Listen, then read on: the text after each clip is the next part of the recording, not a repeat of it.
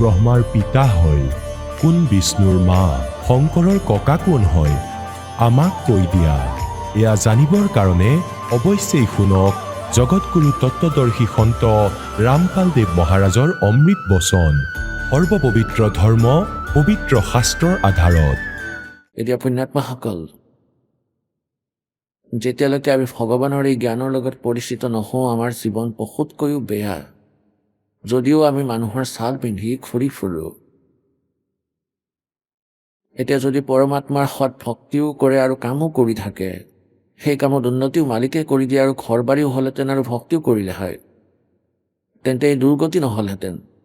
আৰু হ'লেও কৈছে যে ধৰি লওক কোনো অঘটনো হৈ যায়, কোনো অতি কষ্টৰ কৰ্ম হ'লেও কিন্তু সেইটো কম হৈ ৰক্ষা পৰে, এনেকুৱা দুৰ্গতি নহ'ল হয়। 6জনকৈ চাকৰ থাকিল হয়, তেওঁৰ বাবে পৰমাত্মাই কষ্ট হ'বলৈকে নিদিয়ে।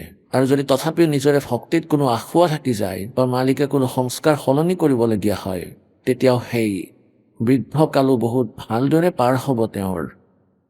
পৰমাত্মাই ভগতৰ বহুত লাগিলে যিকোনো ব্যৱস্থা কৰি হ'লে এনেকুৱা ব্যৱস্থা কৰিব যে তেওঁৰ মনতে নাহিব যে তেওঁ বুঢ়া হৈছে বা কেনে আছে। এতিয়া ভক্তি কৰিলে কি হয়, উদাহৰণ দিছে ইয়াত। এজন ত্ৰিলোচন নামৰ ভগত আছিল আৰু পৰমাত্মাৰ ভক্তি কৰিছিল, পৰমাত্মাৰ অধীন হৈ আছিল। আৰু তেওঁৰ এজন সেৱক আছিল, এজন সেৱক ৰাখিছিল তেওঁ, চাকৰ। আৰু এনেকুৱা হ'ল যে তেওঁ চাকৰজন যাবলগীয়া হ'ল কোনো কামৰ বাবে। তেওঁ দূৰৰ বেলেগ ৰাজ্যৰ আছিল। তেওঁ ক'লে যে মহাৰাজ, মই যাব লাগিব, ঘৰত এনেকুৱা কিবা ঘটনা ঘটিছে, চিঠি আহিছে। সেই ত্ৰিলোচন ভগতে ক'লে, যোৱা বোপা, কোনো কথা নাই। তেওঁ গুচি গ'ল আৰু তেওঁ গুচি গ'ল প্ৰায় 20-30 কিলোমিটাৰ খোজ কাঢ়ি। ইফালে ডিচেণ্টাৰী লাগিল সেই ভগতৰ, বৃদ্ধ হৈছিল 80-85 বছৰৰ আৰু বৰ দুখী হ'ল। এতিয়া সেই পৰমাত্মা আহিল তাৰ ৰূপ লৈ, তেওঁৰ সেই চাকৰৰ, আৰু উভতি আহিল একেবাৰে।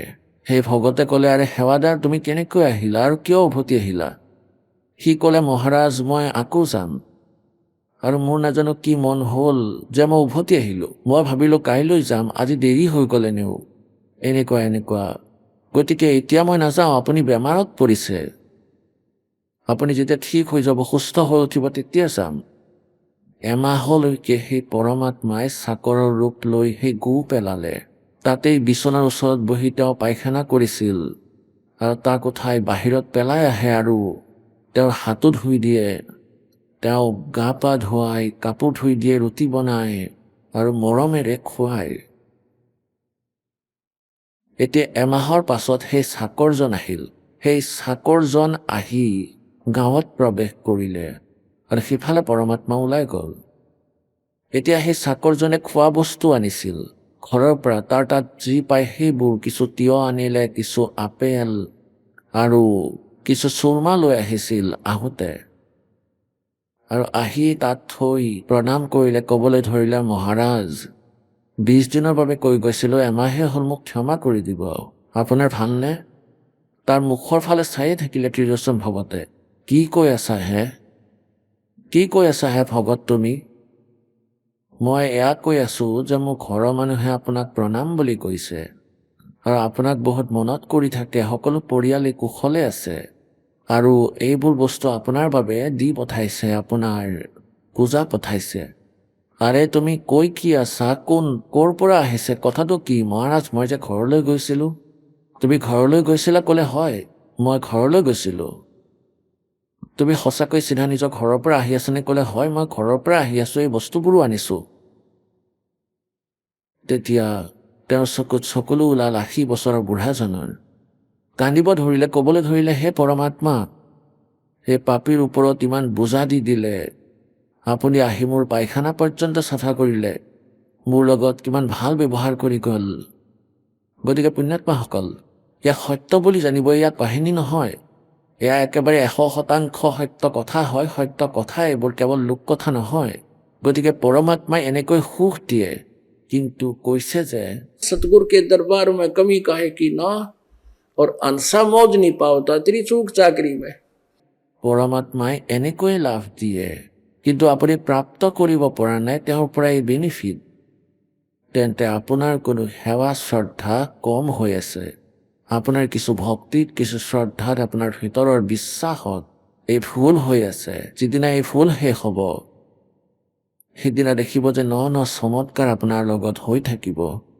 এতিয়া কি কৈছে? जय सतगुरु की संगत करते सकल कर्म कट जाई। अमरपुरी पर आसन होते जहां धूप ना छाई। अब परमात्मा कहते हैं जय सतगुरु की संगत करते, जय सतगुरु की शरण में चले जाते।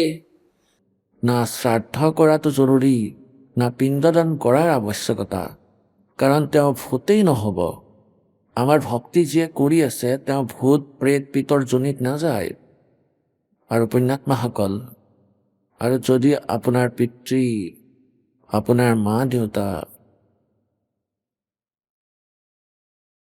কাৰণ এইটো সকলোৱে জানে যি ভক্তি কৰি যোৱা নাই তেওঁ কোনো নহয় কোনো জনীক কষ্ট ভোগ কৰি আছে, ক'ৰবাত ভূত অথবা পশু পক্ষীৰ জনিত আছে। এতিয়া আপোনালোকৰ সঁচা শ্ৰদ্ধা স্বাভাৱিক কথা, কাৰণ আপোনাৰ আস্থা থাকিবই লাগিব তেওঁলোকৰ ওপৰত যে হে ভগৱান, মোৰ মাতা পিতাৰ বহুত দুৰ্গতি হৈছে চাগে, গতিকে তাৰ বাবেও এই সমাধান পৰমাত্মাই কৈছে। আপোনাৰ সেই পিতৃ পৰ্যন্ত মুক্তি হ'ব আপোনাৰ ভক্তিৰ দ্বাৰাই, আৰু এনেকৈ হ'ব যে আপুনি গমেই নাপাব সেই কথা। এইটো ইমানেই বেনিফিচিয়েল কৈছে যে ভক্তি বীজ হোৱেজো ভাঞ্চা আৰু তাৰ উদাসকে উত্তৰ বংশা। আগন্তুক 101 প্ৰজন্মটো পাৰ অৱশ্যে হ'ব, আৰু যিয়ে পিতৃ আৰু অন্য যোনিত দুখ পাই আছে তেওঁলোকৰো মুক্তি হ'ব, তাৰ বিধিও কোৱা হয়। গতিকে পুণ্যাত্মাসকল, अब क्या बताते हैं, प्रेत शिला पैजा विराजे पितरों पिंड भराई। बौर श्राद्ध खाण को आए फिर काग वहे कलमाई। जय सतगुरु की संगत करते सकल कर्म कट जाई। अमरपुरी पर आसन होते जहाँ ধূপ না ছাই। কোৱা হৈছে সদগুৰু শৰণ লোৱা হ'লে সকলো জঞ্জাল দূৰ হ'লহেঁতেন, সকলো পাপ নাশ হ'লহেঁতেন, আৰু সত্য লোকত গুচি গ'লহেঁতেন অমৰ লোকত, য'ত পৰম শান্তি প্ৰাপ্ত হয়। গীতাৰ অধ্যায় নম্বৰ 18 শ্লোক নম্বৰ 62 কৈছে যে অৰ্জুন, তুমি সৰ্বভাৱেৰে সেই পৰমাত্মাৰ শৰণত যোৱা, তেওঁৰ কৃপাতহে তুমি পৰম শান্তি আৰু সনাতন পৰম ধাম প্ৰাপ্ত কৰিবা। ইয়াত সেই কথাটোকে সোঁৱৰাই দিছে গৰীবদাস চাহেব দেৱে। जय सतगुरु की संगत करते सकल कर्म कट जाई। अमरपुरी पर आसन होते। অমৰপুৰী সনাতন পৰম ধামত তোমাৰ স্থান হ'লহেঁতেন, আসন পালে হয়, তাত বাস কৰিলেহেঁতেন, য'ত না ৰ'দ না ছাঁ আছে, য'ত কোনো কষ্ট নাই। सुरत नृत मन पवन पियाना शब्द शब्द समाई। गरीबदास गलतान महल में मिले कबीर गोसाई। এতিয়া গৰীবদাস চাহেবে কৈছে যে সত্য সাধনা কৰোঁতে, স্মৰণ কৰোঁতে সুৰত নিৰত মন আৰু পৱন এই সকলোকে একেলগে কৰিব লাগে ভক্তি কৰা সময়ত। যেনেকৈ আপুনি স্মৰণ কৰিছে সৎ নামৰ, বা প্ৰথম মন্ত্ৰ কৰিছে, তাতো ধ্যান থাকিব লাগে যে মই কোনটো মন্ত্ৰ মাতি আছো, কোনটো মন্ত্ৰৰ জপ কৰি আছো, তেতিয়া তাৰ বেনিফিট আছে। আৰু যদি এনেই আপুনি মন্ত্ৰ মাতি আছে, কেৱল মুখেৰেহে মাতি আছে, মন ক'ৰবাত ঘূৰি আছে, তেতিয়া সেইটো মন্ত্ৰ হৈ থকা নাই, আপোনাৰ তাৰ ইউজ নাই। পৰমাত্মাই কৈছে যে के माला तो कर में फिरे हाथ में और जीव फिरे मुख माही। हरमनवा तो धक्के पता नहीं कहाँ खावे। 14 फिरे ये तो सुमन नाही। যিয়ে কৰক, কৈছে যে সুৰত শব্দ অভ্যাস, ইয়াৰ প্ৰেক্টিচ কৰিব লাগিব, যে মই কি কৈ আছো, যি আখৰ ভিতৰত মনত স্মৰণ কৰি আছো তাক সুৰত নিৰত থাকিব লাগিব, যে মই কি কৈ আছো আৰু এইটো কাৰ মন্ত্ৰ, আৰু নাই বুলিও এইটো জনা জৰুৰী যে মই কৈ কি আছো। ইয়াক সুৰত আৰু শব্দ অভ্যাস বোলে। যেনেকৈ শ্বাসৰ স্মৰণ শ্বাসৰ দ্বাৰা কৰে, এটা মন্ত্ৰ বাহিৰলৈ এৰে আনটো ভিতৰলৈ নিয়ে, গতিকে তাত ধ্যান থাকিব লাগিব যে মই বাহিৰলৈ কোনটো মন্ত্ৰ এৰি আছো তাৰ উচ্চাৰণ হয় ভিতৰৰ পৰা অজপা জপ হৈ যায়, ভিতৰলৈ নিলেও তাৰ অজপা জপ হয়। গতিকে তাৰ ওপৰত মন দিব, দি থাকিব। মন দি থাকিলে সুৰত নীৰত নিজে নিজে ওলাব। সুৰত নীৰত মন আৰু পৱন, পৱন মানে শ্বাস। ইয়াৰ শ্বাসৰ ওপৰত আৰু লগতে মই কি কৈ আছো সেই শব্দৰ ওপৰত, সেই উচ্চাৰণত ধ্যান দিব ভিতৰৰ পৰাই যে মই কি জপ কৰি আছো। তেতিয়া সেইটো আপোনাৰ হিচাপত ধৰা হয়। আৰু যদি সেই জপত ধ্যান নায়েই, মই কি কৈ আছো, মন ক'ৰবাত ঘূৰি আছে আৰু এনেই মাতি আছে, যেনেকৈ মন্ত্ৰ মাতি থাকে, তাৰ লাভ নাই। কোৱা হয় सुरत नृत मन पवन पियाना शब्द शब्द समाई गरीबदास गलतान मोहि मिले कबीर गुसाई। কৈছে যে মোক পৰম পিতাই লগ পালে, কবিৰ ভগৱানে স্বয়ং সদ্গুৰু ৰূপত আহি।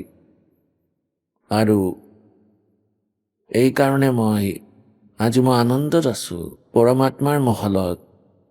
আজি মই সম্পূৰ্ণৰূপে নিজে নিজকে ফ্ৰী মানি আছো, কাৰণ মই পূৰ্ণ সাধনা পালো, পূৰ্ণ পৰমাত্মাই চকুৰ আগত দেখুৱালে য'ত আমি যাব লাগিব। এতিয়া মোৰ আৰু ইয়াত আস্থা নাই। মোৰ পৰৱৰ্তী খোজ পৰমাত্মাৰ দৰবাৰত ৰখা আছে, যিদিনা এই শৰীৰ এৰিম চিধাই সত্যলোকত উপস্থিত হ'ম। गरीबदास गलतान महल में যেনেকৈ ইচ্ছা কৰে বালকে যে তাত যাব লাগিব, তাত যাম। কেতিয়া আহিব সেই টাইম, সেই দিন, সেইদিনা তালৈ দৌৰ মাৰিম, তাত যাম। এতিয়ালৈকে আমি মৰিবলৈ টান পাই আছো, মৰি নাযামতো কেনেবাকৈ। আৰু আকৌ সেই সময় ঠিক কৰাটো মুস্কিল হ'ব। সেই দিন কেতিয়া আহিব পৰমাত্মা ইয়াৰ পৰা যেন ৰক্ষা কৰা, আমি যেন সত্যলোকত থাকো। সেইবাবে পৰমাত্মাই কৈছে सुखदेव ने 84 भुक्ति बना पजावे खरवो तेरी क्या बुनियाद प्राणी तो बंडा पंथ पकड़बो। সুখদেৱৰ নিচিনা মহৰ্ষিয়েও ইয়াত 84 লাখ জুনিত গাধ হৈ কষ্ট পাইছিল। সুখদেৱ নামৰ ঋষি এজনে নিজে নিজৰ অভিজ্ঞতা ক'বলৈ ধৰিলে, যেতিয়া তেওঁৰ অন্তঃকৰণ মুকলি হ'ল, চাফা হ'ল। ক'বলৈ ধৰিলে যে এবাৰ মই গাধৰ জনী ভোগ কৰি আছিলো আৰু মই অন্ধ হৈ গ'লো। মোৰ মালিকে মোক এৰি দিলে আৰু মই লিকৰ সহায় লৈ তাৰ লগে লগে গৈ আছিলো। লিকত 2-3 কিলোমিটাৰ গৈ সন্মুখত এটা নলা আছিল। নলাটো বহুত ঠেক আছিল, থিয় গৰা আছিল। সাধাৰণ ব্যক্তিয়েতো জাপ মাৰি পাৰ হৈ গৈছিল, কিন্তু মই দেখা নাপালো। মই তাৰ ভিতৰত আবদ্ধ হলো।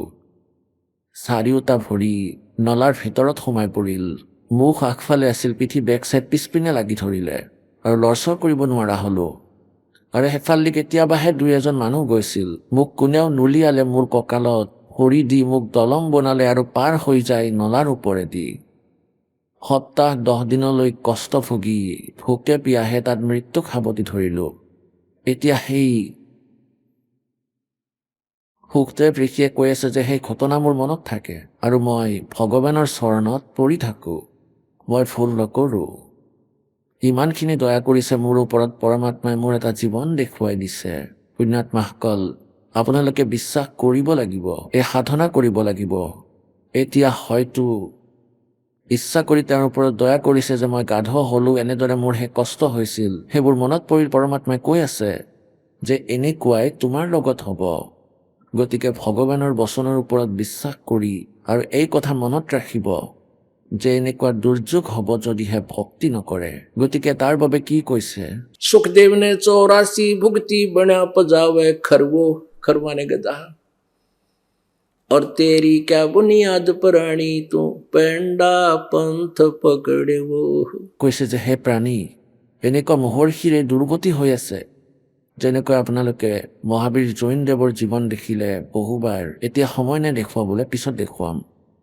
এতিয়া তেওঁ 60 কোটি বাৰ গাধ হৈছিল, 30 কোটি বাৰ কুকুৰ, আৰু হিচাপ নাই কি কি জীৱন পালে, আৰু কেৱল 80 লাখ বাৰ দেৱতা হৈছিল।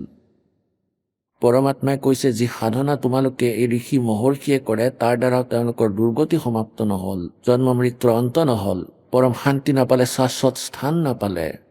আৰু এতিয়া এই পথ, এই মাৰ্গ আপোনালোকক কৈ আছে, যিটো সত্য ভক্তি হয় ইয়াক কৰা আৰু নিজকে মুক্ত কৰা। सुखदेव ने 84 भुक्ति बना पजावे खरवो तेरी क्या बुनियाद प्राणी तू पेंडा पंथ पकड़े वो।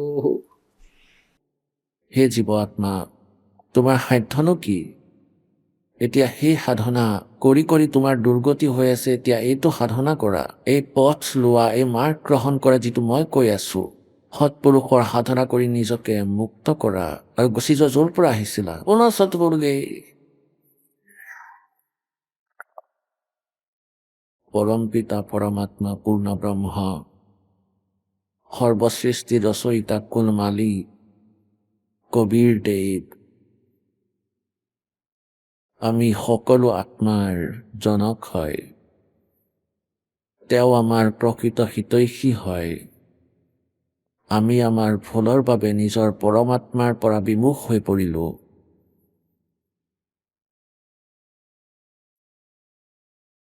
তথাপিও তেওঁ আমাৰ পিতা। আমাৰ সন্তানৰ এই ভুল ক্ষমা কৰাৰ উদ্দেশ্যেৰে ইয়ালৈ আহে আৰু আমাক সেই বিশেষ জ্ঞান দিয়ে আমি কোন, ইয়াত আমাৰ উদ্দেশ্য কি আৰু আমি কোনখন ঠাইত বাস কৰি আছো। এই ঠাই বসবাসৰ উপযুক্ত নহয়, কিন্তু দুখ সহ্য কৰাত আমি ইমানেই অভ্যস্ত হৈ পৰিলো যে আমাৰ এই দুখ যেন নলগা হ'ল। পৰমেশ্বৰ আহি, পৰমাত্মা স্বয়ং আহি আমাক জ্ঞান দিয়ে যে তোমালোকে ইয়াত ভুল স্থানত বাস কৰি আছা। তোমালোকৰ লগত এটা বহুত ডাঙৰ ষড়যন্ত্ৰ কৰা হৈছে আৰু এটা বিশেষ ষড়যন্ত্ৰ কৰি তোমালোকক ইয়াত বন্দী কৰি থৈছে। আপোনালোকৰ বুদ্ধি বহুত দুৰ্বল কৰি দিলে। পৰমেশ্বৰ কবিৰদেৱে আমাক মনত পেলাই দিয়ে, তোমালোক জীৱ হৈ গলা, তোমালোক হংস আছিলা। मेरे हंसा बाई हंस रूप था जब तू आया। मेरे हंसा बाई हंस रूप था जब तू आया। अपना स्वरूप भूल मैं भूला, तात जीव कहाया।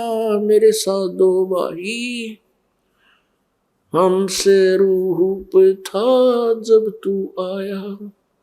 मेरे हंसा भाई हमसे रूप था जब तू आया। যি সময়ত আমি এই কালৰ লগত ইয়ালৈ আহিলো, এই লোকত, সেই সময়ত আমি সকলো নিজৰ সত্য ভক্তিৰ উপাৰ্জনেৰে পৰিপূৰ্ণ আছিলো। আমি আমাৰ সকলো উপাৰ্জন লৈ ইয়াৰ লগত বহি আহিলো। এই কালে আমাৰ সেই পুণ্যৰ উপাৰ্জনৰ আধাৰত আমাক প্ৰথমে ওপৰৰ লোকসমূহত ৰাখিলে আৰু আকৌ কালে আমাক এই পৃথিৱীৰ ওপৰত পেলাবলৈ আৰম্ভ কৰিলে। এয়া আমাক শাস্তি দি ৰাখিছে। ইয়াত আমি সকলো নিজ কৰ্মৰ দণ্ড ভোগ কৰিবলৈ এই পৃথিৱী লোকত আহিছো। পৰমাত্মা পৰমেশ্বৰ কবিৰদেৱে আহি আমাক মনত পেলাই দিয়ে যে আমি এই লোকৰ বাসিন্দা নহয়। এই কালে আমাক ইমানেই অজ্ঞানী কৰি দিলে, আমি পৰমাত্মাৰ ডেফিনেশ্যন পৰিচয় পাহৰি গলো। আকৌ আমি সকলো সৎগ্ৰন্থক সত্য মানুহ যেনে পবিত্ৰ শ্ৰীমদ ভাগৱত গীতা, পবিত্ৰ 4 বেদ, পবিত্ৰ 18 পুৰাণ আদি সৎগ্ৰন্থক আমি শুদ্ধ মানিছিলো আৰু মানি আছো। আৰু যিসকল ঋষি মহৰ্ষিক আমি বিদ্বান মানিছিলো, তেওঁলোকে এটা সংস্কৃত ভাষা কৈছিল, সংস্কৃত ভাষাৰ জ্ঞাতা আছিল আৰু তেওঁলোকে এই সৎগ্ৰন্থসমূহ যিদৰে বুজিলে, তাৰ আধাৰতে তেওঁলোকে লোক বেদ বনাই সমাজৰ আগত দাঙি ধৰিলে আৰু সেই লোক বেদৰ আধাৰত এই কালৰ প্ৰেৰণাত সকলোৱে পৰমাত্মাৰ পৰিভাষা সৎগ্ৰন্থৰ বিপৰীতে সম্পূৰ্ণ সমাজত ব্যাখ্যা কৰিলে। আৰু পৰমেশ্বৰ যেতিয়া আহে সেই সত্য জ্ঞানক প্ৰচাৰ কৰে। গতিকে সেই সময়ত আমি সকলো মানৱ শৰীৰধাৰী প্ৰাণীয়ে সেই নকলি গুৰু, ঋষি, মহৰ্ষি, মণ্ডলেশ্বৰ, ব্ৰাহ্মণসকলৰ আধাৰত পৰমাত্মাৰ পৰিভাষা বিপৰীত ধৰণে গ্ৰহণ কৰি থাকোঁ। আৰু পৰমাত্মাই সত্য ক'লেও আমি নিজৰ অজ্ঞানতাৰ বাবেই পৰমাত্মাৰ সত্য জ্ঞানৰ বিৰোধ কৰোঁ।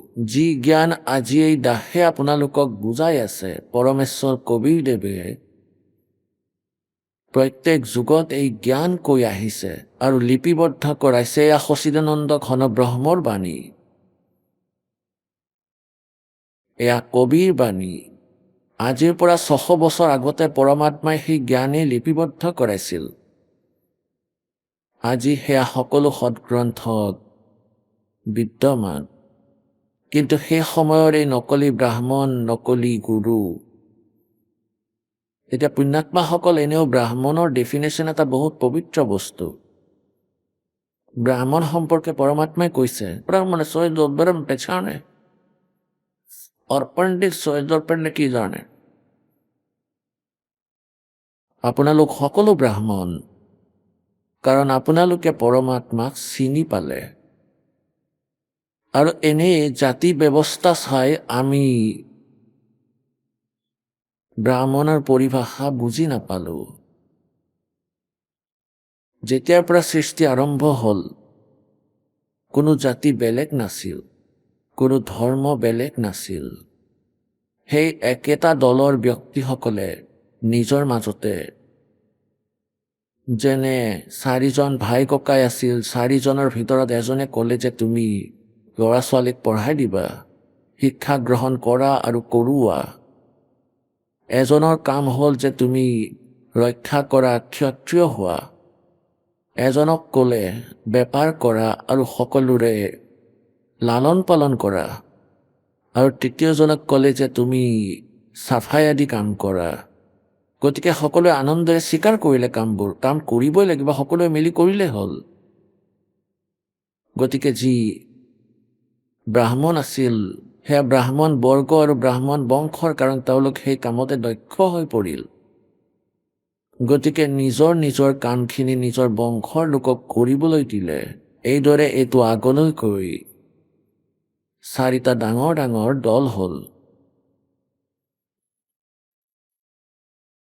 আৰু পৰমাত্মাৰ বিষয়ে যিয়ে জ্ঞান দিয়ে তেওঁলোকক ব্ৰাহ্মণ বোলে, তেওঁলোকক গুৰু বোলে, তেওঁলোক আচাৰ্য হয়। আৰু তেওঁলোকৰ ওপৰত বিশ্বাস কৰা হয় যে তেওঁলোকে বেদ পঢ়িছে, পুৰাণ পঢ়িছে আৰু তেওঁলোকে যি কৈ আছে সেয়া সত্য। এতিয়া নকলি ব্ৰাহ্মণৰ বিষয়ে যি এই দাসে কৈ আছে তাৰ সম্বন্ধ ব্ৰাহ্মণ জাতিৰ লগত নাই। এতিয়া যেনেকৈ মোৰ গুৰুদেৱ আছিল স্বামী ৰামদেৱানন্দ দেৱ, তেওঁ জাতিত ব্ৰাহ্মণ আছিল। হাৰিয়ানা প্ৰান্তৰ ভিৱানী জিলাৰ তহচিল চৰখী দাদৰী আৰু গাঁও হ'ল বাৰাপেটাবাজ। তেওঁ বাৰাপেটাবাজ ভিৱানী ডিষ্ট্ৰিক্টৰ বাসিন্দা আছিল, ব্ৰাহ্মণ জাতিৰ, যিসকল পৰম্পৰাগত ব্ৰাহ্মণ আছিল। যেনেকৈ আগতে বৈদ্য আছিল, কোনো ভাল বৈদ্য নাৰী চাই ঔষধ দিছিল, তেওঁৰ 1-2 পুৰুষেও তেনেকৈ বৈদ্যৰ কাম কৰিলে। আকৌ তেওঁলোকৰ বংশত আগলৈ আৰু বৈদ্যৰ কাম কৰা লোক নোলাল। নিজৰ অন্য কোনো ব্যৱসায় কৰিব ধৰিলে, কোনোবাই চাকৰিত ধৰিলে, কোনো অন্য কাম কৰে, কিছুমানে গেলামালৰ দোকান খুলিলে। এতিয়া এওঁলোকে নামৰ পিছত বৈদ্য লিখে। এতিয়া তেওঁলোক বৈদ্য নহয়, তেওঁলোকে নাজানে পেটৰ বিষৰ ঔষধ কি, আৰু লিখে বৈদ্য। এটা চাৰনেমৰ দৰে হৈ গ'ল এয়া। এনেকুৱাকৈ যি পণ্ডিত থাকে, পণ্ডিত তেওঁলোকক মনা হৈছিল যিয়ে শিক্ষা গ্ৰহণ কৰে, বিশেষ বিষয়ত আচাৰ্য হৈ যায় আৰু বিদ্যা গ্ৰহণ কৰে, তেওঁলোকক পণ্ডিত বোলা হৈছিল। সেই বিদ্যা কেনে আছিল? অনলি সংস্কৃত লেংগুৱেজ। আৰু সংস্কৃত ভাষা জানি আকৌ তেওঁলোকৰ উদ্দেশ্য হৈ পৰিছিল গ্ৰন্থ প্ৰচাৰ কৰা। মানৱ সমাজক ভক্তি মাৰ্গৰ জ্ঞান দিয়া তেওঁলোকৰ ডিউটি আছিল। গতিকে এই দাসে সেই নকলি ব্ৰাহ্মণৰ বিষয়ে কৈ আছো, যি গুৰু পদত বিৰাজমান আছিলে, যি পৰমাত্মাক বুজি নাপালে সম্পূৰ্ণ সমাজক পথভ্ৰষ্ট কৰি দিলে। মোৰ গুৰুদেৱ এই পৰম্পৰাগত ব্ৰাহ্মণ জাতিৰ সৈতে সম্বন্ধ ৰাখিছিলে, কিন্তু তেওঁ নিজকে ব্ৰাহ্মণ বুলি কোৱা নাছিল। মোৰ ককা গুৰুদেৱ, মানে গুৰুদেৱৰো গুৰুদেৱ, দিল্লীৰ ভিতৰত চাওলা গাঁও আছে, চাওলা গাঁৱৰ জাত আছিল। আৰু তেওঁ ঘৰ ত্যাগ কৰি দিছিল আৰু এজন সন্তৰ শৰণ লৈছিল। 15-16 বয়সতে তেওঁ ঘৰ এৰি ওলাই গৈছিল। সেই সন্তই দেখিলে যে এজন সম্ভাৱনাপূৰ্ণ ল'ৰা, তেওঁক কাশী বিদ্যাপীঠৰ পৰা শিক্ষা দিয়ালে, তেওঁক তাত পঢ়ুৱাবলৈ আৰম্ভ কৰিলে। তেওঁ 4টা বিষয়ত আচাৰ্য হ'ল। 4টা বিষয়ত আচাৰ্য হ'ল। তেওঁ এতিয়া নিজৰ জাতি জাত বুলি নকৈ তেওঁ কৈছিলে পণ্ডিত চিদানন্দ। চিদানন্দ নাম আছিল মোৰ ককা গুৰুদেৱৰ। তেওঁৰ আশ্ৰম আছে খাৰখোদা জিলা সোনিপত, খাৰখোদা তহচিলৰ ওচৰত। এখন গোপালপুৰ গাঁও আছে, তাতে তেওঁৰ আশ্ৰম আছিল। আশ্ৰমত লিখা আছে পণ্ডিত চিদানন্দ আশ্ৰম। গতিকে তেওঁ জাত হৈও, খেতিয়ক হৈও, পৰম্পৰাগত জাতিত তেওঁ জাত আছিল, কিন্তু তাৰ কৰ্মৰ দ্বাৰা আকৌ ব্ৰাহ্মণ বুলি খ্যাতি লভিলে। কাৰণ তেওঁ কাশী বিদ্যাপীঠৰ পৰা এই শিক্ষা গ্ৰহণ কৰিছিল, পণ্ডিতৰ শিক্ষা, অৰ্থাৎ আধ্যাত্মিক জ্ঞানৰ। এতিয়া পুণ্যাত্মাসকল, আমাৰ উদ্দেশ্য কোনো জাতি বিশেষে নহয়, বৰঞ্চ কাৰণ এই দাসো শিক্ষক হয়, আধ্যাত্মিক শিক্ষক। আৰু আগৰ যিমান গুৰু আছিল, আচাৰ্য আছিল, মহৰ্ষি বোলাইছিল, ব্ৰাহ্মণ আছিল, তেওঁলোকেও মাৰ্গদৰ্শন কৰিছিল, তেওঁলোকো শিক্ষক আছিল, আধ্যাত্মিক শিক্ষক। সেই অজ্ঞানী শিক্ষকে সম্পূৰ্ণ সমাজক আউট অফ চিলেবাছ জ্ঞান শিকাই দিলে।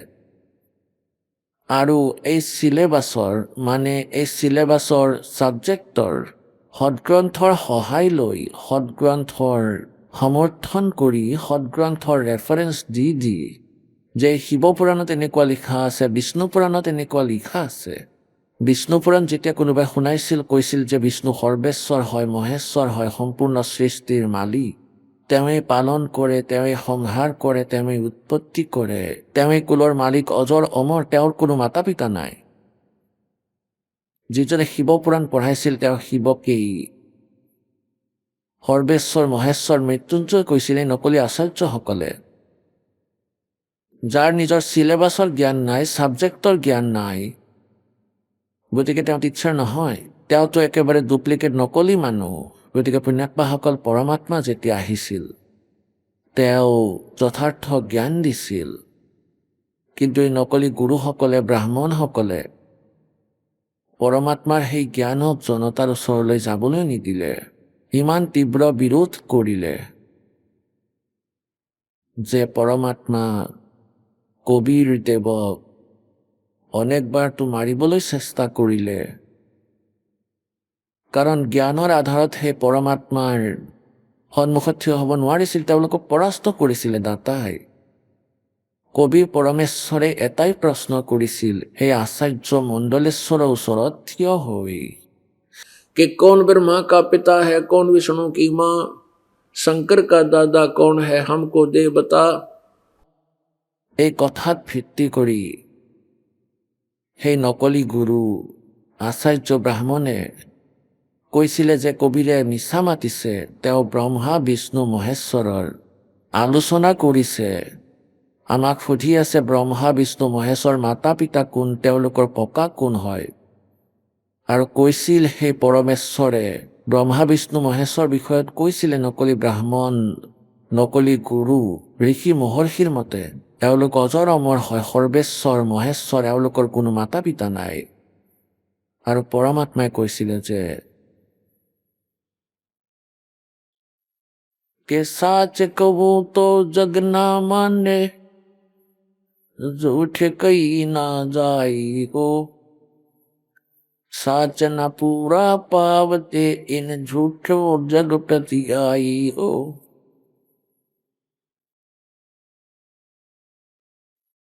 যে সঁচা কলে এই জগতে নামানে আৰু মিছা মই মাতিব নোৱাৰো। মোৰ সঁচা কথা স্বীকাৰ নকৰি এই মিছলীয়া গুৰুসকলৰ কথা তোমালোকে বিশ্বাস কৰি আছা। এতিয়া পুণ্যাত্মাসকল, সেই সময়ত লীলা কৰিলে দাতাই এই সকলো জ্ঞান লিপিবদ্ধ কৰাই দিলে। আৰু পৰমেশ্বৰে পৰমাত্মাৰ মহিমা কেনেকৈ কলে, পৰমেশ্বৰ কবীৰদেৱে ব্ৰহ্মা বিষ্ণু মহেশ্বৰ স্থিতি বৰ্ণনা কৰিছিল। তেওঁ কি কৈছিল?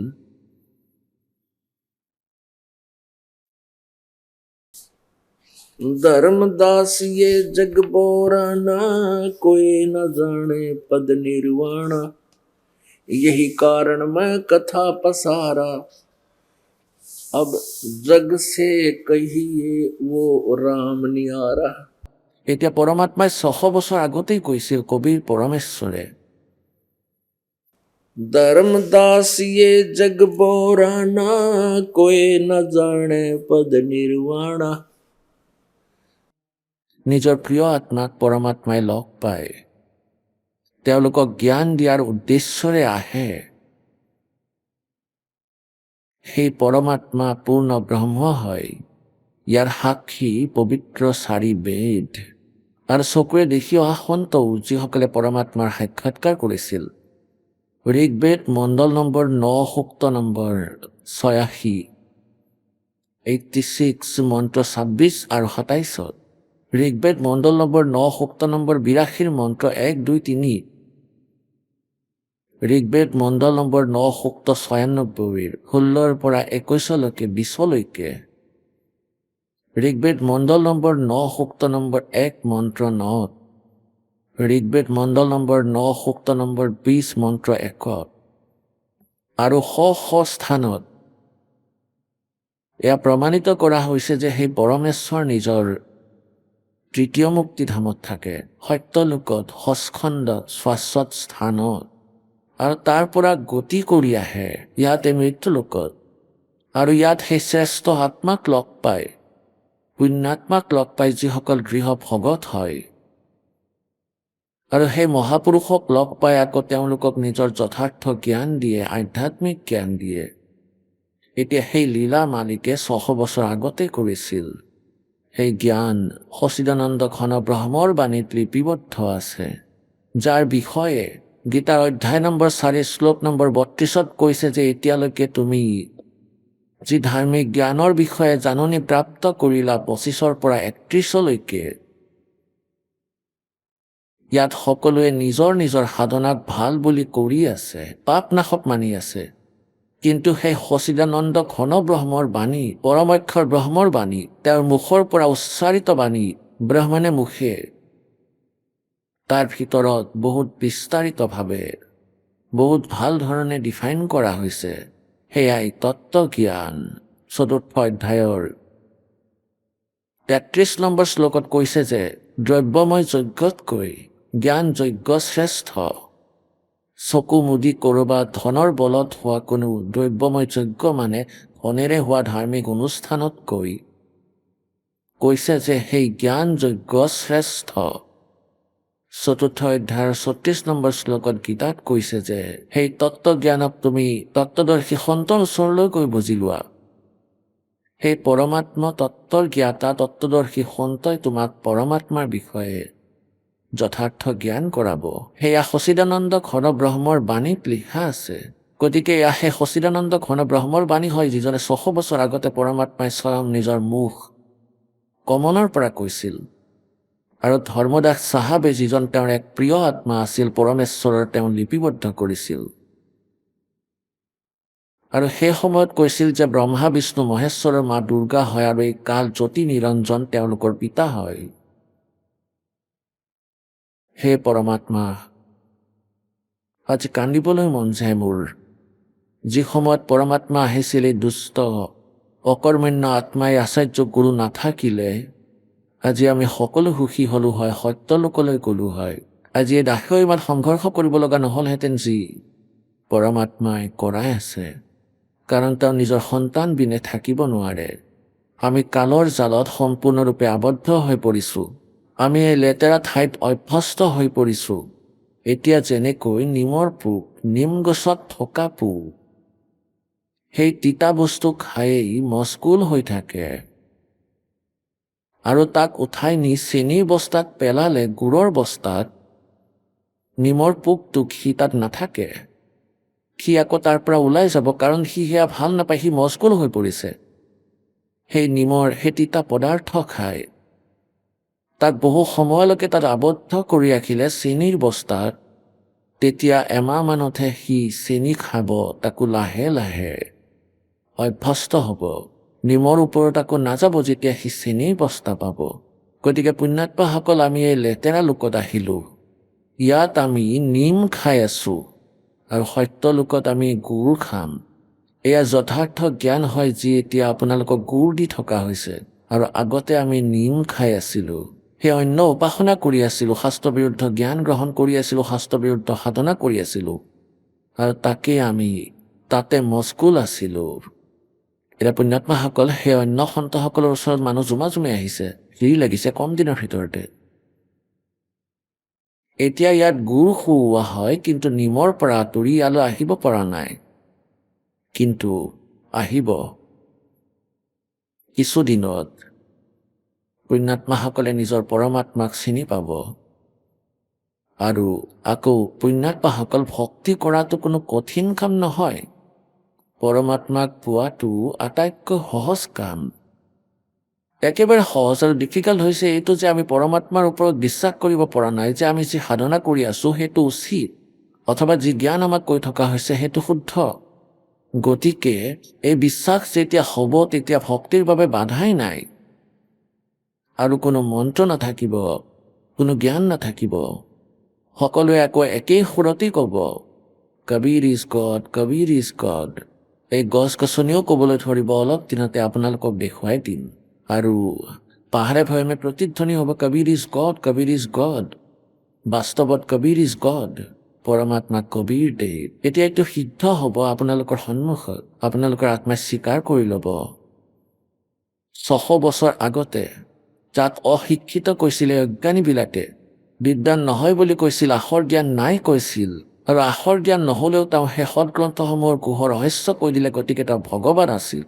যদি সেই সময়ত পৰমাত্মা শিক্ষিত হ'লহেঁতেন, তেন্তে আজি এনেকৈ কওঁতা ওলালে হয় যে সি সংস্কৃত পঢ়িছিল, তাৰ কথা কোনেও নুশুনিলে, তাৰ পৰা পঢ়ি গ্ৰন্থৰ পৰা সি বাণী বনাই দিলে চাগে।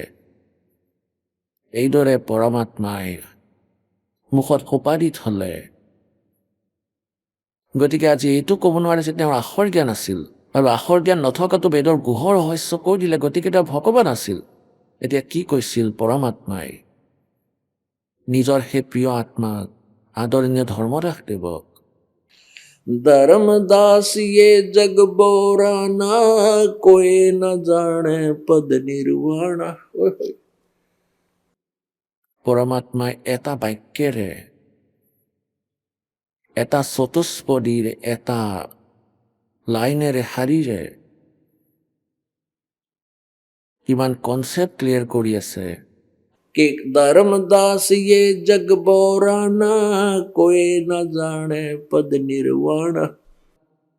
কোনেও মুক্তি মাৰ্গ গম পোৱা নাই। এই সম্পূৰ্ণ বিশ্ব বিচলিত হৈছে ধৰ্মদাস। এতিয়া পুণ্যাত্মাসকল, এই যে ক'লে কোনেও গম নাপায়, এতিয়া পৰমাত্মাই কৈছিল, तीन लोक और भवन चतुर्दश, कोई नहीं सत्संगी। তিনি লোক, এয়া বেলেগে আছে, পৃথিৱীলোক, স্বৰ্গলোক আৰু পাতাল লোক। আৰু এই বিষ্ণুৰ লোক, শিৱৰ লোক, দুৰ্গাৰ লোক, ধৰ্মৰাজৰ লোক, ব্ৰহ্মলোকৰ ভিতৰতো 4টা লোক বেলেগে বনাই থৈছে এই কালে ব্ৰহ্মলোকত। আৰু তলৰ এটা পাতাল এৰি 6টা লোক আৰু আছে। ইয়াক গোটেই মিলাই 14 লোক বেলেগকৈ কোৱা হৈছে। গতিকে পৰমাত্মাই কৈছিলে যে 3 लोक और भवन चतुर्दश कोई नहीं सत्संगी, यानी कोई भी तत्व ज्ञान से सत्य ज्ञान से परिचित नहीं है। और परमात्मा कहते हैं धर्मदास ये जग बोराना और कोई न जाने पद निर्वाण। কোনেও নাজানে এই নিৰ্বাণ পদৰ বিষয়ে, মুক্তি মাৰ্গৰ কথা। এতিয়া এই কথা বৰ কঠিন হৈ পৰে, বিশ্বাস নহয়। ভগত সমাজৰ কি কোনেও গম পোৱা নাছিল যে হয় পৰমাত্মাই কৈছিল। मेरे साधो भाई मन सब जग भूला पाया, इसी भूल में ब्रह्मा भूला, जिसने वेद सरसाया और वेद पढ़ियो पंडित भूला, और वो मूल ज्ञान नहीं पाया, मर्म भेद नहीं पाया। इसी भूल में विष्णु भूला, जिन्हें वैष्णो धर्म चलाया और तीर्थ व्रत का बांध महात्म बहुत जीव फंसाया। इसी भूल में शंकर भूला, जिन्हें भिक्षुक पंथ चलाया, सिर पर जटा हाथ में खप्पर और घर घर अलख जगाया। मेरे साधो भाई मैंने सब जग भूला पाया। এতিয়া আজিৰ পৰা 600-500 বছৰ আগতে এই কথা কোনোবাই কোনে যে ব্ৰহ্মা বিষ্ণু মহেশ্বৰ কোনো জ্ঞান নাছিল, তেন্তে এয়া মাৰ খোৱাৰ কাম নিশ্চয় আছিল। আৰু পৰমাত্মাৰ লগত বহুত অত্যাচাৰ হৈছিল। সেই মানুহবোৰে কৰালে, সেই নকলি গুৰুসকলে জনতাক মূৰ্খ বনালে, ভ্ৰমিত কৰি দিলে যে ই মিছা কৈছে। ব্ৰহ্মা বিষ্ণু মহেশ্বৰ আলোচক হয়। আজি সেই কথা পৰমাত্মাই 600 বছৰ আগত কোৱা অমৃতবাণী আজি সত্য প্ৰমাণিত হৈ আছে। চাওক, শ্ৰীমদ দেৱী ভাগৱত, গীতা প্ৰেছ, গোৰখপুৰৰ পৰা প্ৰকাশিত। সম্পাদক হনুমান প্ৰসাদ পোদ্দাৰ, চিমনলাল গোস্বামী।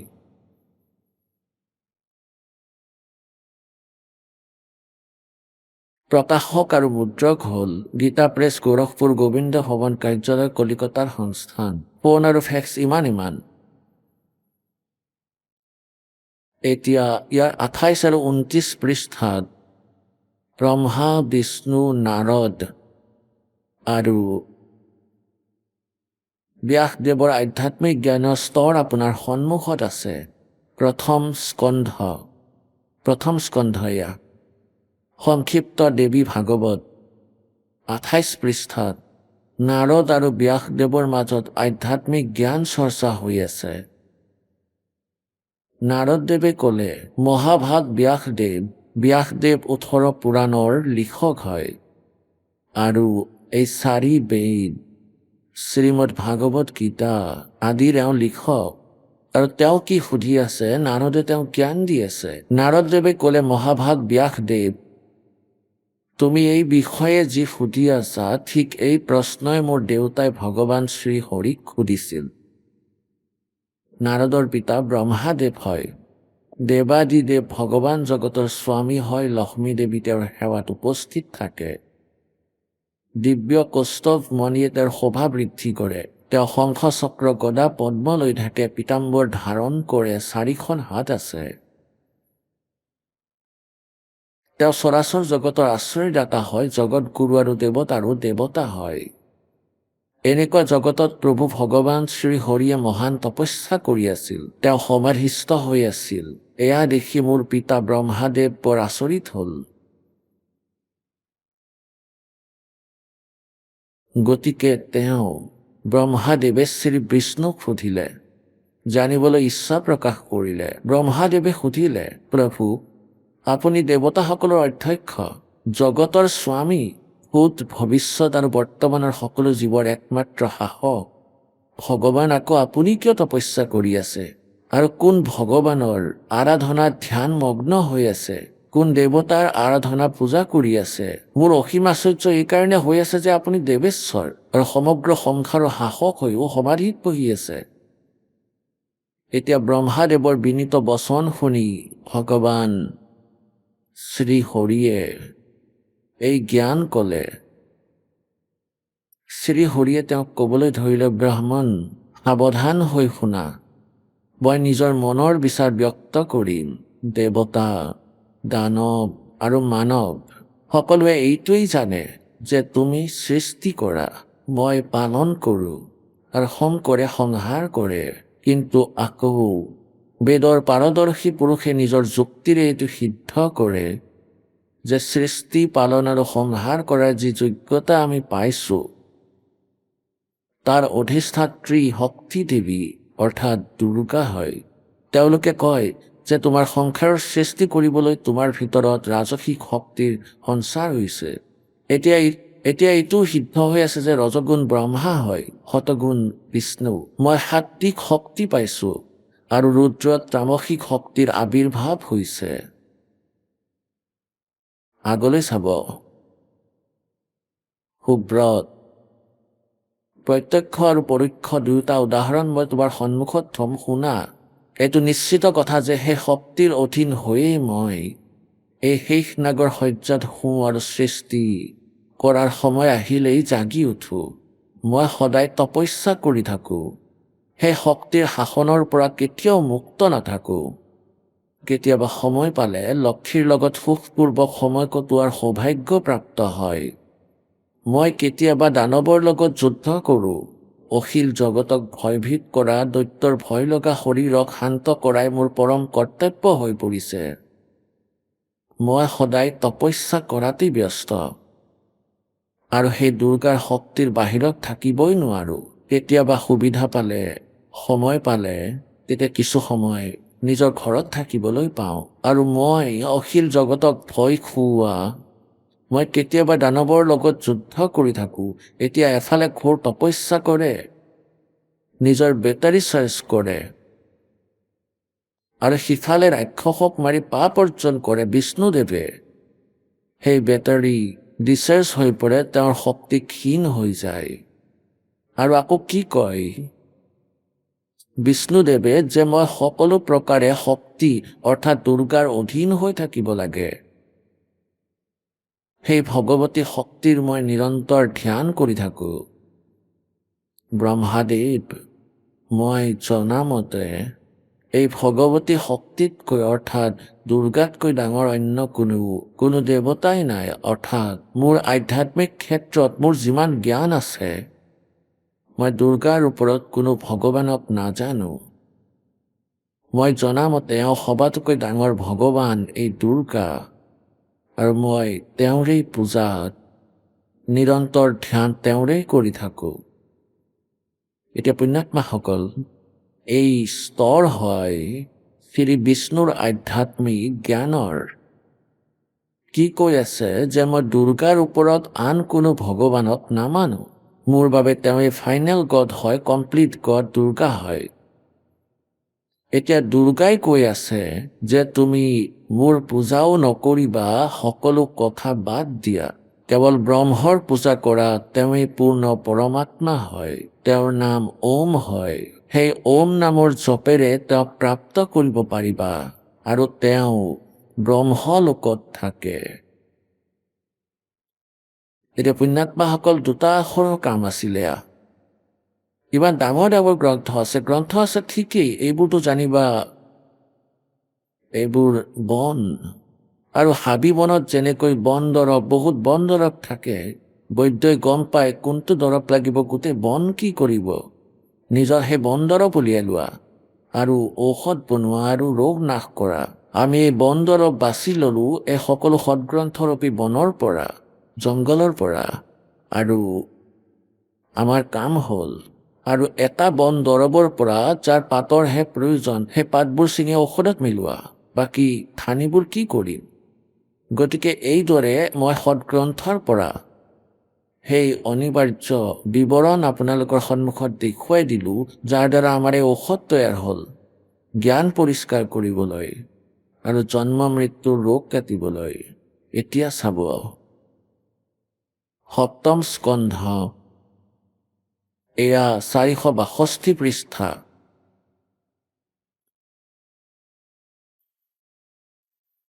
দেৱীৰ দ্বাৰা হিমালয়ক জ্ঞান উপদেশ। হিমালয় পৰ্বত নহয়, হিমালয় এজন ৰজা আছিল। আৰু ব্ৰহ্মস্বৰূপৰ বৰ্ণনা।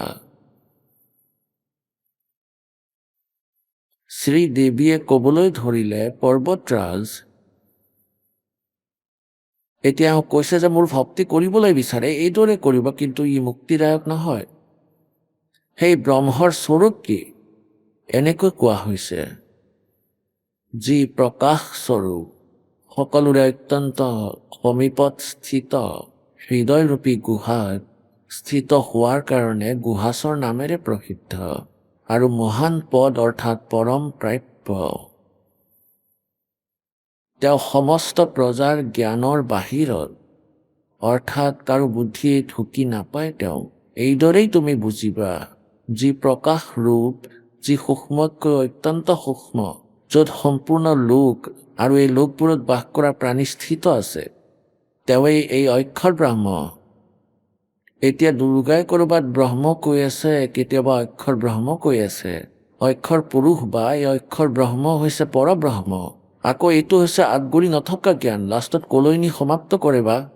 এতিয়া এওঁলোকে মহিমা শুনাই সেই অবিনাশী ভগৱানৰ, আৰু বিধি লাষ্টত কৈ দিয়ে ব্ৰহ্মৰ, আৰু ব্ৰহ্মকে কমপ্লিট গড বুলি কৈ নিজৰ অজ্ঞান থিয়ৰী বন্ধ কৰি দিয়ে। তেওঁৱেই এই অক্ষৰ ব্ৰহ্ম, তেওঁৱেই সকলোৰে প্ৰাণ, তেওঁৱেই সকলোৰে বাণী, আৰু তেওঁৱেই সকলোৰে মন, তেওঁৱেই পৰম সত্য আৰু অমৃত অবিনাশী তত্ত্ব।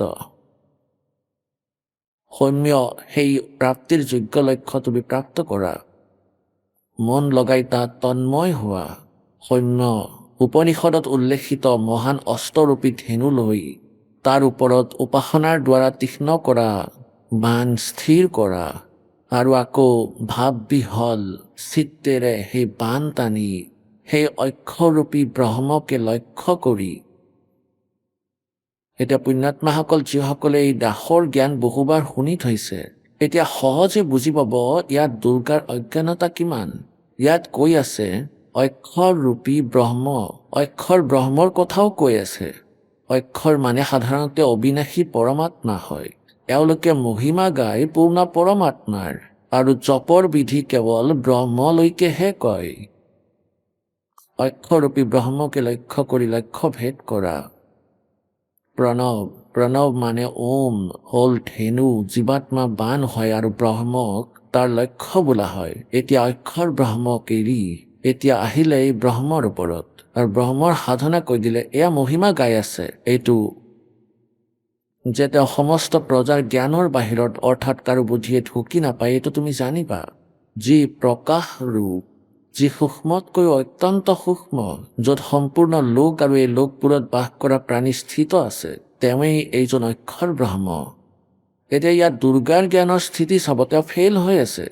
যেনেকৈ এওঁলোকে কৈছে এই যিমান ব্ৰহ্মাণ্ড আছে আটাইবোৰ পৰমাত্মাত স্থিত, পৰমাত্মা নিৰাকাৰ বুলিও কৈ আছে এওঁলোকে, কিন্তু ইয়াত কৈছে সেইজনেই অক্ষৰ ব্ৰহ্ম, তেওঁৱেই সকলোৰে প্ৰাণ, তেওঁৱেই সকলোৰে বাণী, তেওঁৱেই সকলোৰে মন, আৰু তেওঁৱেই পৰম সত্য। আৰু শেষত ইয়াত কৈ আছে সেই, আৰু আকৌ লাষ্টত কৈছে ওম নাম যত কৰিব জীৱাত্মা বাণ হয়, আৰু ব্ৰহ্ম তাৰ লক্ষ্য। ব্ৰহ্মৰ ওপৰত এৰি দিলে আৰু ওম নামত আনি এৰি দিলে।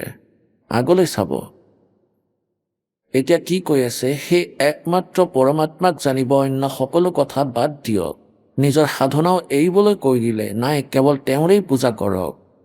এয়াই অমৃতৰূপী পৰমাত্মাৰ ওচৰলৈ নিয়া দলং হয়। সংসাৰ সমুদ্ৰৰ পৰা পাৰ হৈ অমৃতস্বৰূপ পৰমাত্মাক প্ৰাপ্ত কৰোৱাৰ এইটোৱে সুলভ সাধন হয়। এই আত্মাৰ ওমৰ জপৰ সৈতে ধ্যান কৰা। এতিয়া ইয়াত আত্মা কৈ আছে, ইয়াক পৰমাত্মা ক'লে ভাল আছিল। এই পৰমাত্মাৰ ওমৰ জপৰ সৈতে ধ্যান কৰা। ইয়াৰ দ্বাৰা অজ্ঞানময় এন্ধাৰৰ পৰা সৰ্বদা আঁতৰৰ আৰু সংসাৰ সমুদ্ৰৰ সিপাৰে যি ব্ৰহ্ম আছে তাক পাব। ওম নামৰ জপ কৰক, ব্ৰহ্মক পাব। আৰু ইয়াত মহিমা গাই থকা হৈছে পৰম অক্ষৰ ব্ৰহ্মৰ। তেওঁলোকে এই অক্ষৰ ব্ৰহ্ম, অক্ষৰ মানে অবিনাশী, কাৰণ তিনি ব্ৰহ্মৰ তথ্য ক'তো দিব নোৱাৰিলে। ক্ষৰ পুৰুষ, অক্ষৰ পুৰুষ আৰু পৰম অক্ষৰ পুৰুষ এই পবিত্ৰ গীতাত বাদ দি, গতিকে ইয়াত মহিমা এইটো সেই পৰম সত্য আৰু অবিনাশী তত্ত্ব হয়। সেইজন পূৰ্ণ পৰমাত্মা হয়, পৰম অক্ষৰ ব্ৰহ্ম। কাৰণ এই ব্ৰহ্ম হ'ল নাশবান। আৰু শেষত বিধি কৈ আছে এইটো যে ওমৰ জপৰ সৈতে ধ্যান কৰিব এই আত্মাৰ ব্ৰহ্মৰ, আৰু ইয়াৰ দ্বাৰা অজ্ঞানময় অন্ধকাৰৰ পৰা সৰ্বদা আঁতৰৰ আৰু সংসাৰ সমুদ্ৰৰ সিপাৰে যি ব্ৰহ্ম আছে তেওঁক পাব, তোমাৰ কল্যাণ হওক। আৰু তেওঁ ক'ত থাকে? সেইজন সকলোৰে আত্মা ব্ৰহ্মলোকৰূপী দিব্য আকাশত স্থিত। এতিয়া যজুৰ্বেদ অধ্যায় নম্বৰ 40 মন্ত্ৰ 17 কৈছে যে সেই পূৰ্ণ পৰমাত্মা, পূৰ্ণ পুৰুষ কিন্তু পৰোক্ষ হয়। আৰু এহেম ওম খম ব্ৰহ্ম, খম্বৰ অৰ্থ হৈছে দিব্য আকাশ। ব্ৰহ্মলোকৰূপী দিব্য আকাশত সেই কাল থাকে, ব্ৰহ্ম থাকে, তাৰ নাম ওম হয়। পুণ্যাত্মাসকল, এই জ্ঞান দিলে দুৰ্গাই যে ব্ৰহ্মৰ পূজা কৰা ওম নাম হয় আৰু সকলো কথা বাদ দিয়া। এতিয়া ব্ৰহ্ম শ্ৰীমদ ভাগৱত গীতাৰ জ্ঞান দিলে শ্ৰীকৃষ্ণত প্ৰৱেশ কৰি। 8ম অধ্যায়ৰ শ্লোক 13 কৈছে যে অৰ্জুন, ओम इति एकाक्षरम ब्रह्म विवहारन मामनुस्मरण ये पर्याति तजन देहम सयाति परमाम गतिम।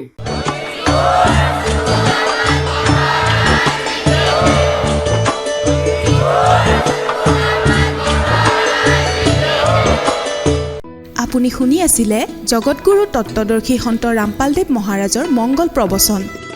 অধিক জানিবৰ বাবে ভিজিট কৰক আমাৰ ৱেবছাইট www.jagatgururampalji.org।